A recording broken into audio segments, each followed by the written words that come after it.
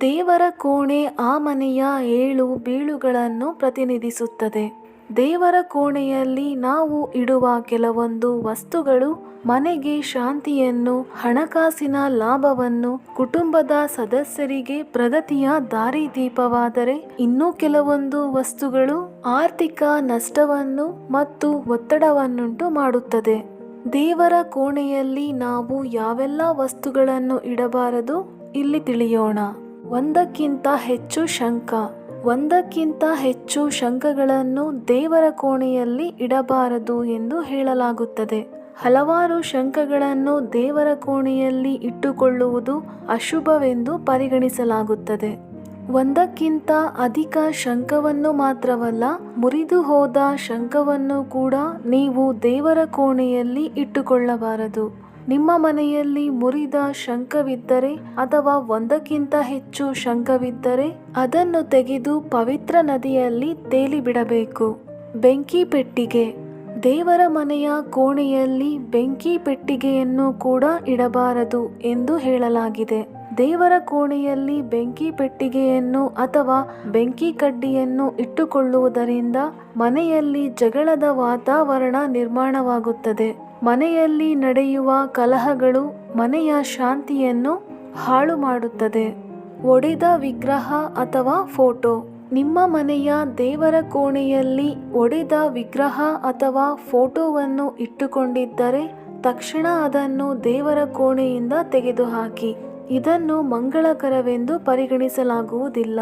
ಇದರೊಂದಿಗೆ ಒಂದಕ್ಕಿಂತ ಹೆಚ್ಚು ವಿಗ್ರಹಗಳನ್ನು ಇಡಬಾರದು. ಒಂದೇ ದೇವರ ಒಂದಕ್ಕಿಂತ ಹೆಚ್ಚು ವಿಗ್ರಹಗಳನ್ನು ಇಟ್ಟುಕೊಳ್ಳುವುದರಿಂದ ಮಾಡುವ ಕೆಲಸ ಕೆಡುತ್ತದೆ. ಇದಲ್ಲದೆ ಮನೆಯಲ್ಲಿ ನಕಾರಾತ್ಮಕ ಶಕ್ತಿ ನೆಲೆಸುತ್ತದೆ. ಗಣಪತಿ, ಶಿವ, ವಿಷ್ಣು, ದುರ್ಗಾ ಮತ್ತು ಸೂರ್ಯ ಈ ಪಂಚದೇವರ ವಿಗ್ರಹವನ್ನು ದೇವರ ಕೋಣೆಯಲ್ಲಿ ಇಡಬಹುದು. ಸ್ವಚ್ಛತೆಯನ್ನು ಕಾಪಾಡಿ. ಹಾಳಾದ ಅಥವಾ ಒಣಗಿದ ಹೂಗಳನ್ನು, ಹಾರವನ್ನು ಅಥವಾ ನಿರುಪಯುಕ್ತ ಪೂಜಾ ಸಾಮಗ್ರಿಗಳನ್ನು ದೇವರ ಕೋಣೆಯಲ್ಲಿ ನೀವು ಇಟ್ಟುಕೊಳ್ಳಬಾರದು. ಇಂತಹ ವಸ್ತುಗಳನ್ನು ಮನೆಯ ದೇವರ ಕೋಣೆಯಲ್ಲಿ ಇಟ್ಟುಕೊಳ್ಳುವುದರಿಂದ ಮನೆಯಲ್ಲಿ ನಕಾರಾತ್ಮಕ ಶಕ್ತಿಯನ್ನು ಉಂಟು ಮಾಡುತ್ತದೆ. ಚೂಪಾದ ವಸ್ತುಗಳು. ವಾಸ್ತುಶಾಸ್ತ್ರದ ಪ್ರಕಾರ ಮನೆಯಲ್ಲಿರುವ ದೇವರ ಕೋಣೆಯಲ್ಲಿ ಚಾಕು, ಕತ್ತರಿ ಮುಂತಾದ ಯಾವುದೇ ರೀತಿಯ ಹರಿತವಾದ ವಸ್ತುಗಳನ್ನು ಇಡಬೇಡಿ. ಹಾಗೂ ಅರ್ಥವೇ ನೀಡದ ಪುಸ್ತಕಗಳಾಗಿರಬಹುದು ಅಥವಾ ಲೈಂಗಿಕತೆ, ಕೊಲೆ ಮುಂತಾದ ಕೆಟ್ಟ ಚಟಗಳಿಗೆ ಸಂಬಂಧಿಸಿದ ಪುಸ್ತಕಗಳನ್ನು ನೀವು ಮನೆಯ ದೇವರ ಕೋಣೆಯಲ್ಲಿ ಇಟ್ಟುಕೊಳ್ಳಬಾರದು. ಪಿತೃಗಳ ಫೋಟೋ. ನೀವು ದೇವರು ಮತ್ತು ದೇವತೆಗಳ ಫೋಟೋ ಅಥವಾ ವಿಗ್ರಹದ ಜೊತೆಗೆ ನಿಮ್ಮ ಪೂರ್ವಜರ ಅಥವಾ ಪಿತೃಗಳ ಚಿತ್ರಗಳನ್ನು ಇಟ್ಟುಕೊಂಡಿದ್ದರೆ ಈ ದೇವರು ಮತ್ತು ದೇವತೆಗಳು ಕೋಪಗೊಳ್ಳಬಹುದು ಮತ್ತು ಅವರ ಕೋಪವು ಮನೆಯಲ್ಲಿ ಅಶಾಂತಿಯನ್ನು ಉಂಟುಮಾಡುತ್ತದೆ. ಉಗ್ರ ರೂಪದ ಫೋಟೋ.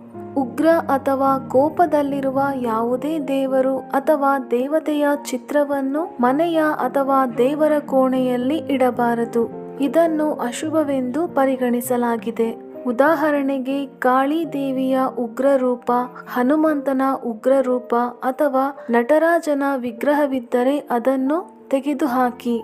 ಪ್ರತಿಯೊಬ್ಬರ ಸೌಮ್ಯ ರೂಪದ ವಿಗ್ರಹ ಅಥವಾ ಫೋಟೋವನ್ನು ಮನೆಯಲ್ಲಿ ಇಟ್ಟುಕೊಳ್ಳಬೇಕು. Please like, share and subscribe my channel for more interesting videos. ಧನ್ಯವಾದಗಳು.